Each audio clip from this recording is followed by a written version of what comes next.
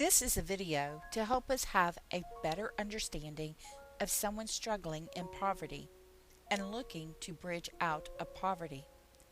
We will be sharing the story of Jessica on Facebook as she goes through this journey.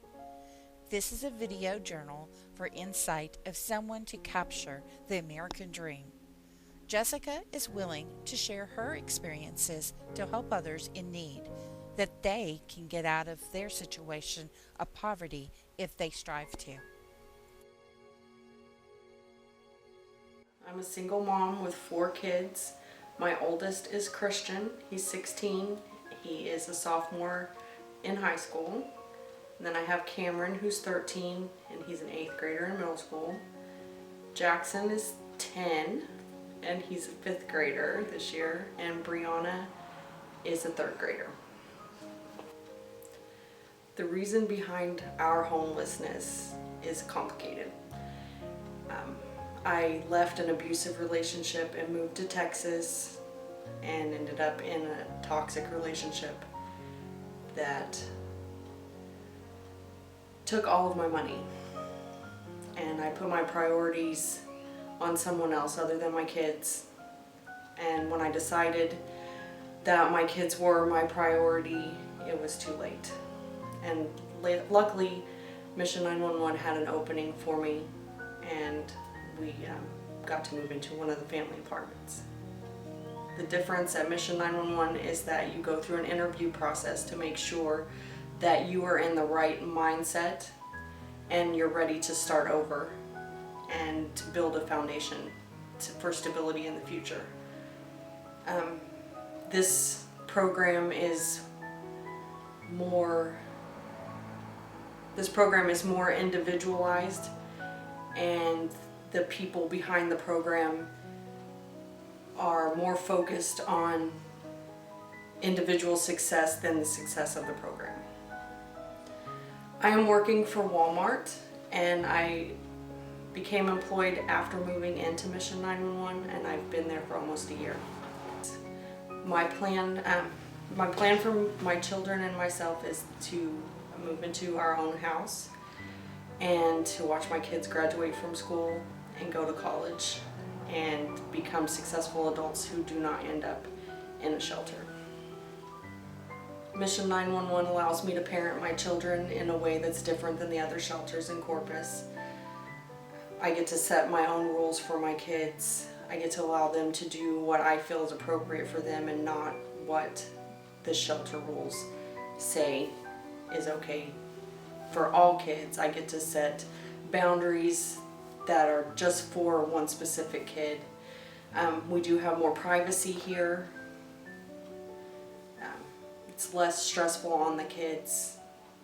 It's less stressful on me.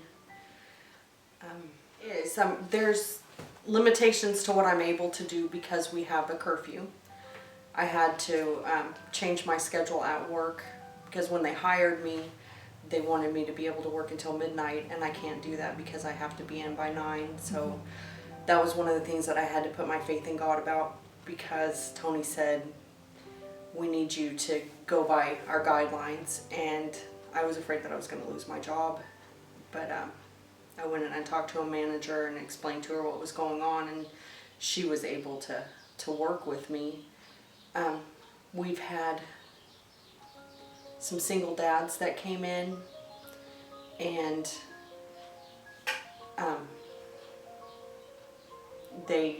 when they first move in, they don't have any other contacts really. They've used up all their other resources, and they come in, and I've had dads tell me that I can't work because I have to be here after the kids get home. And Tony has contacts with people in the community and with the school district, and like we have a tutor that comes in and works with the kids after school. They also have youth groups that come in, a dentist that comes in with her husband, and they have fun activities for the kids to do. So they they don't just concentrate on the adults. They do try to make sure that the kids have things that are fun for them to do. We have a lot of people that like to donate for the men, and they don't remember that there's kids here, but they make sure that they mention the kids, and people are really, they like to help. My next step is finding a house for us to move into once we graduate from the program here. I'm looking for a house, but I'll take an apartment if I have to. At work, I'm working on different tasks to move up to management, so that's a positive. Then that's something that didn't happen before I was here. I worked for Walmart before, and I was a cashier, and that's all I did. I clocked in, I did my shift, I clocked out, and I came home. And now my attitude's changed, and people at work can see that, and they're wanting to train me so that I can take on more responsibilities at work. A lot of people have a misconception that bad people become homeless and normal people become homeless. Everyday people become homeless. Living paycheck to paycheck, everyone is at risk of becoming homeless. There's a stigma saying I'm homeless, but I'm homeless and I'm normal. You don't have to be a drug addict or a drunk to be without a place to stay. It just takes trusting the wrong person, not trusting in yourself, forgetting that God is the one that you're supposed to rely on, not another human being.